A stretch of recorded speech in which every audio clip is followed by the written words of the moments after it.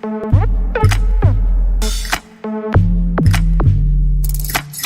time that going. I'm about to go and start.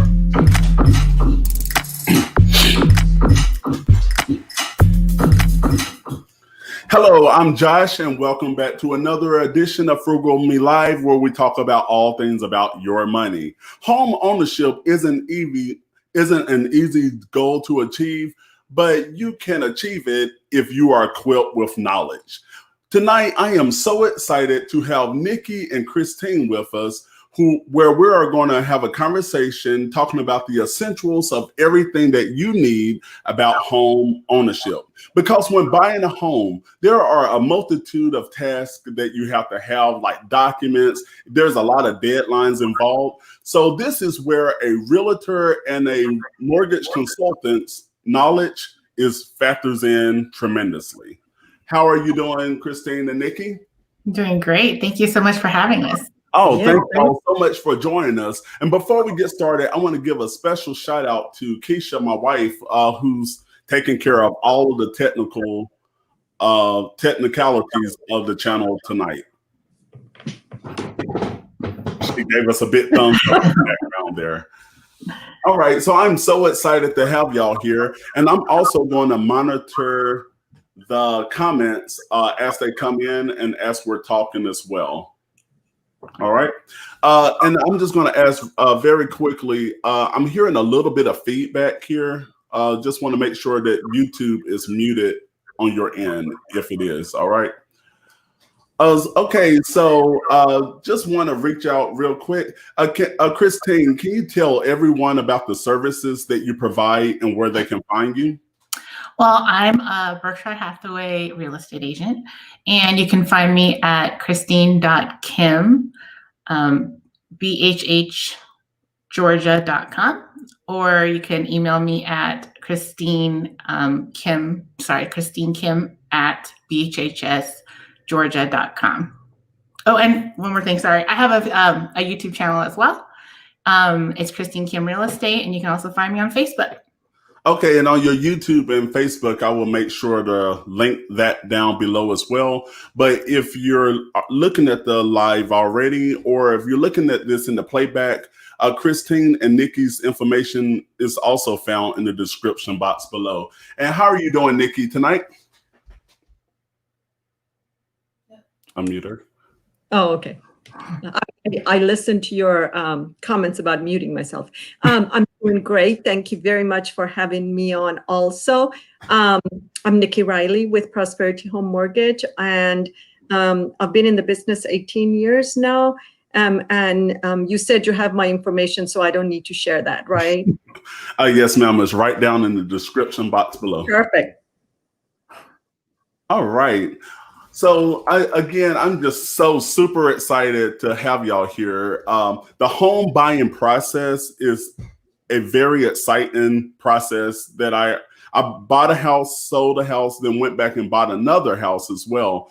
And the importance of having a mortgage consultant and a real estate agent there to help me, that really helped me ease the process of going through buying the house. And it pretty much took a lot of the load off of my plate. So I feel that it's very important to just work with those professionals as well. So Christine, what inspired you to become a realtor? Well, I think it's more my children. Like I've been a teacher for 19 years, and I just loved building those relationships with families and children. And I wanted to be able to be more independent, where I could help my own children as well. Because as a teacher, I mean, you love them like your own, and you worry about them and everything. And so I wanted to do something where I could be a little bit more flexible and also help people. And I just loved meeting new people and helping them reach, their dreams or find the perfect home. And so that's why I went into real estate. I thought, what other profession could I go out and meet people and just help them? So that's why I'm a real estate agent now. And that's so important, just to be able to reach and help somebody through the process, because there's a lot of people out there.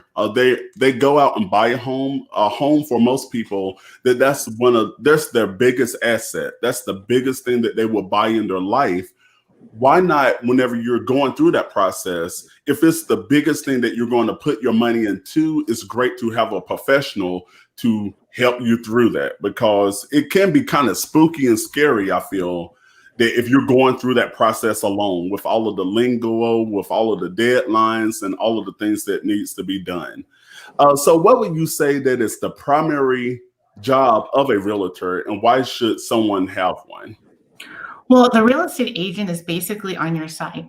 I mean, we are there to guide you through the process, to make sure all the legal things are done, and just that you're safe. You know, we don't want anything to happen after you purchase your home. We want to be able to be there for you. I am basically your side. Like, I'm going to ask the difficult questions. I'm going to get all the difficult things done that you don't want to, or you're not even sure about the questions to ask. So I would be the person who did that for you. Awesome. So I was just thinking about an analogy whenever you were saying that. It's like if you were going to court, and hopefully I'm just talking here, but if you were going to court and going before the judge on a big case, that you would want an attorney in the courtroom to defend you. So a realtor, again, is someone there to defend you and someone who will vouch for you and represent you to make sure that you're on but level playing field. Yeah. Even level playing field. That's what I was saying. So, and also you were talking about some of the questions that you should ask. So that's real important, I feel. What are some of the questions that someone should ask before deciding on hiring a realtor? I think because a realtor is going to be part of such a huge investment that you're going to be making, I think you need to find someone who you will fit with, someone who you can trust. I mean, I know when you meet a person for the first time, sometimes you have those red flags. I mean, really listen to those red flags. I mean, you want to find someone who's responsible. You would ask them, their experience. And what I find is every job you have, there's always different levels of experience that the person has. But, even the newbies, I would ask, do you have the support behind you? And that's really important. Like, our broker is just phenomenal. And so all the other agents I work with are phenomenal. They're always willing to help you. You should also ask, first of all, do your personalities match? Yes. If you don't know something, the agent should be able to be like, I don't really know the answer to that. Let me get back to you. And then see if they actually get back to you. And who's going to communicate with you. Because everyone can learn how to be, a real estate agent, but you want to be able to fit with that person, because it's going to be fun. You had mentioned earlier, it's a fun process.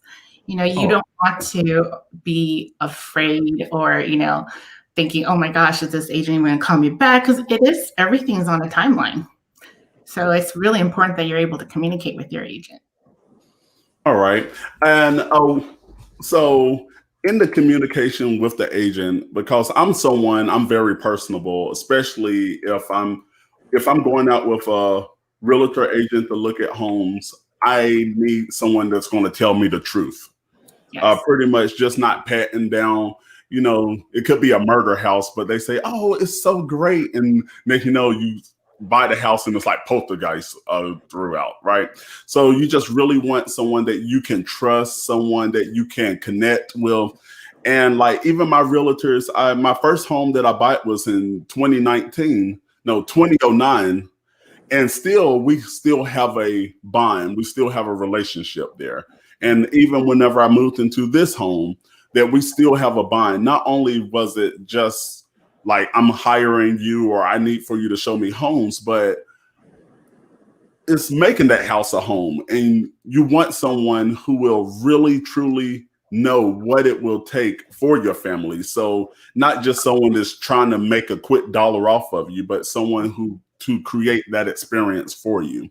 I'm sure your real estate agent is your friend too now, right? Yeah, absolutely. There you go. Absolutely. It's all about building that relationship at the same time. So Christine, would you say that it's important to look at the schools and tax rates, even if you don't have a child? Yes. I mean, the most important thing is the resale value. That's what you're looking at. The areas that have the, good school districts or good schools. I mean, that's where all the families are probably going to be going. There's lots of people who might be, newlyweds or even single, we don't know what they're going to do in the future. And maybe they'll get married, maybe not, maybe they'll have children, but eventually the resale value is what's going to be the most important thing to look at. Oh, absolutely. So when should a person buy a house versus renting one? Well, I know Nikki will probably have lots of great things to add to this, but basically, if you want to build equity to build equity, if you're going to live there for a long time, you do also have tax credits and like incentives that you would, for owning a home. And, especially if there's rising rent, you want to put that money into something that's going to belong to you, and not someone else's pocket. Awesome. And this may be geared more toward Nikki's area with the mortgage consultant. But what items? Let me just say this. I know whenever I bought a home before, I thought that I just needed just that down payment, but then there was so many items that start being included and so many additional fees. So what items should be included in my housing budget? And what are some of those hidden costs and fees when buying a home? So I'll answer that if it's okay. Obviously, you need your down payment depending on the type of the loan. You can get loans as low as 3% on a conventional loan or 3.5% with an FHA loan. So that's your basic down payment that you need to have. There are other types of loans and down payment assistance and programs, but that's another whole other program we got to do on. But as far as what you need to know, again, just the 3% on a conventional, 3.5% on an FHA loan. In addition to that, anytime you buy a home, there's going to be closing costs, which is the cost of buying a home. That includes attorney fees, the lender fees, title insurance, taxes, credit report fees, and appraisal fee. In addition, again, to that, you also need to have prepaid items that you have to pay at closing. The prepaids are your first year's homeowner's insurance that is always due at closing, plus the property tax and insurance escrows that you have to pay. So those are all the things you need to budget for. And typically they run about 2 to 4% of the sales price of the home, in addition to your down payment. The reason I say 2 to 4% is because, of course, that percentage is based on where we start the sales price with. So it could be higher or lower. That's why it's so important to always, when you start the process, to talk to a mortgage consultant, know everything up front, get pre-approved for a loan, and of course, know all the costs. All right. It looked like we have a question that came in. What kind of questions should we ask a realtor before making our selection? I'll take that one. You want to find a realtor that understands or is knowledgeable about your area. I mean, the state of Georgia is huge, so like you want to try to find someone who maybe even lives near that area and is just familiar with the neighborhoods, because there's some things that other people won't be able to see unless you're there, right? I would also, like I said before, ask them how often are they going to communicate with you? What's their marketing tactic going to be? Like, how are they going to market your house if you're trying to sell it? What kind of support and the experience? Like, it's nice to know, like, do you have a lot of experience? If you don't, like, who can you go ask? It's all about, you want to find a realtor who is not afraid to ask, who's not afraid to say, you know what, I don't know. Let me get back to you. Yeah. And some of the things that I know before, even this home that I lived in now, some of the things that I asked for was like a copy of the covenant for the HOA to know exactly what. I know a lot of times that's already disclosed up front, but you're not going to have exactly like line by line. So I put an offer down on this house, but I told them before the deadline that I could pull the earnest money back out that I needed like a copy of the HOA covenant and agreement, so I will know what I'm signed up for, and things like that as well. And also, I did my own research, pretty much saying the crime statistics in the area, like the health statistics, the local parts, how far is the hospital from my home, how the schools are performing, because everyone on the channel, if you're follow, you know, I have 2 daughters, one that's 6 and one that's 9. So looking at the schools were very important to me, the nearby attractions. Like the area that I'm in now, we have like the malls. I always tell people, like, anything that you need in the world is within like a 2 or 3 mile radius from the house. The fact that Keisha, that she lived in New York for a while, and our other home, it's like we had to schedule a time when we were going to go to Target, because it was like a 30-minute drive to the closest Target. So, and 2, I just feel, and I'm just speaking as a buyer, that I feel that that's so important to do that type of research as well, because you don't want to go to a home and love the home but hate the area that you're in, because then you're going to have to balance. Okay, I love the home, but it took me 2 hours to get to work. So that's something like travel time. You want to do test drives from the house to your job or where you would go on a daily basis as well.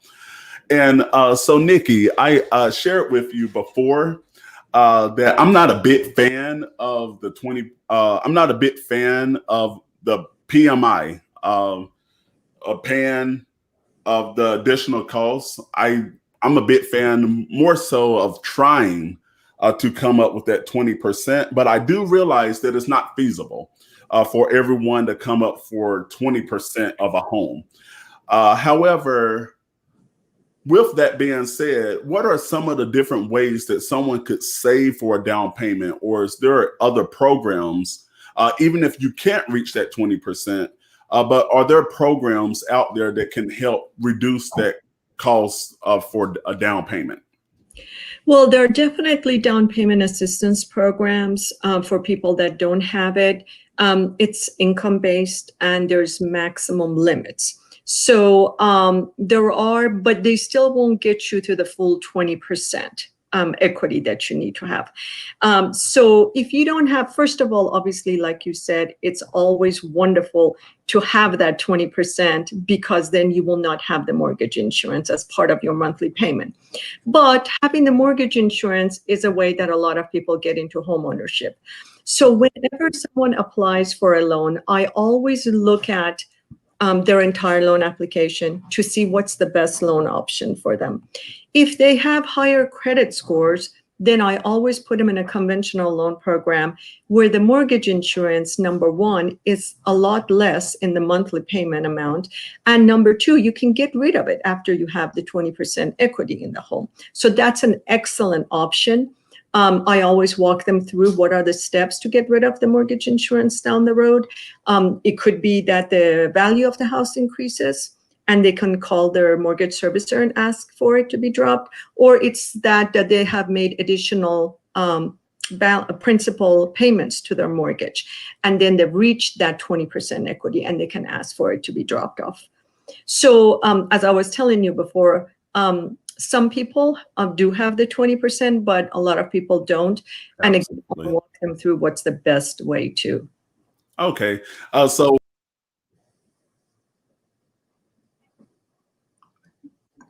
he disappeared. We lost Joshua. Well. Okay, yes. Sorry, we had a technical glitch there.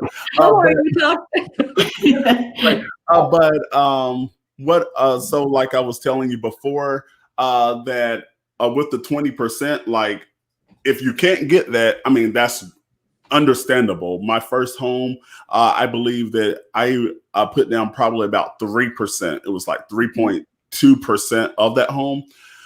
It is a great position to be in that position, but like you said, about 90% of home buyers are not able to come out with $50,000, $60,000.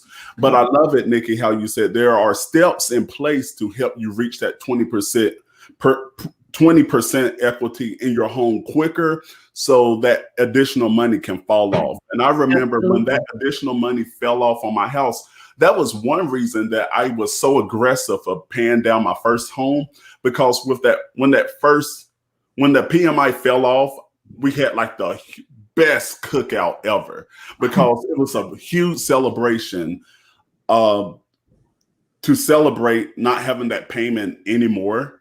So that's so awesome, just to know that there is a route to hurry up and get to that point as well. And I know someone as knowledgeable as yourself, Nicki, that you will be there to guide and help people every step of the way to make that dream a reality.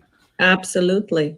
And I know you touched a little bit on conventional loan already, but what is the difference between a FHA and a conventional loan? So the biggest difference is the FHA loans have not only the monthly mortgage insurance, they also have an upfront mortgage insurance. So there's an additional cost associated with an FHA loan. They're government insured loans.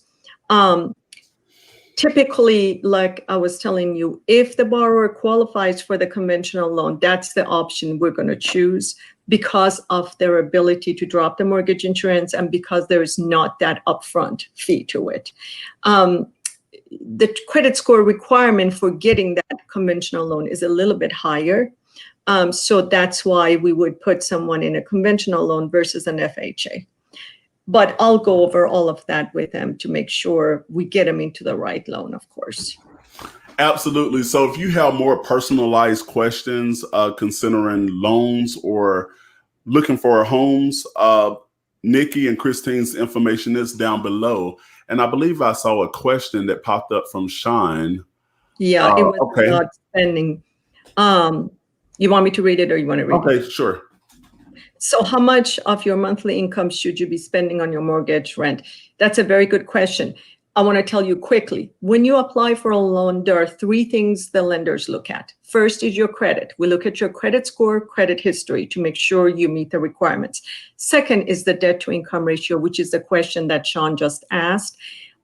Your housing ratio needs to be around below 30%. Of course, that's the max we want to see. And your total debt to income ratio needs to be at 50%. That means all the debt that you have in your credit. So typically 30%, and we'll look at your gross income versus total. Awesome. That is really good to know. Oh, one last thing can I say? The last thing. Absolutely. Is, of course, the down payment for the house. So those are just the three components, main components of the loan application we'll look at when they apply. And of course, the down payment could be a gift. It could be funds from a 401k. It could be a lot of different ways you can come up with the money if you haven't saved it. Hopefully you have, but I'll go over all of that with them, of course. That is so awesome. Nicki and Christine, is there any other knowledge or anything that you would like to share some of your experiences or anything that would be beneficial for us to know tonight about the home buying process?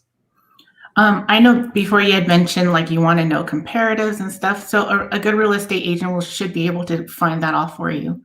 They should be able to know, come up with a presentation where they do show you all the comparatives. They should be able to support whatever amount they want that they suggest. It's always a suggestion because ultimately the buyer or the seller decides how much to list the house for. But to be able to back up what they say, not someone who just pulls from thin air. Like they should be able to support their answer.